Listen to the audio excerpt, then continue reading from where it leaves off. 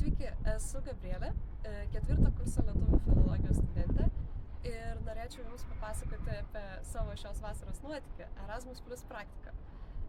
Praktiką atlikau Rygoje, Latvijos universiteto Lyvių institute. Tai yra vienintelė įstaiga visame pasaulyje ir pati pirmoji, kuri užsiema lyvių kalbos, kultūros ir etnografijos tyrimais. Ir padėjau archyvuoti medžiagą. Taip pat iš arčiau susipažinau su įvairiais atliekamais tyrimais ir gavau galimybę sudalyvauti Lyvių vasaros universitete.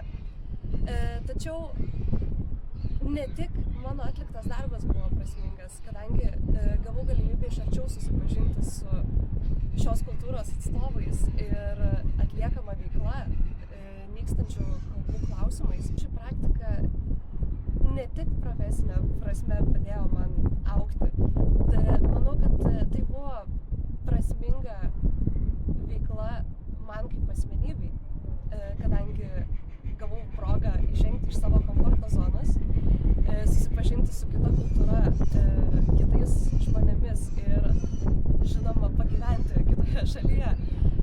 Taip pat užmezgiau daug pažinčių, kurios pasitarnaus man ateities karjeroje.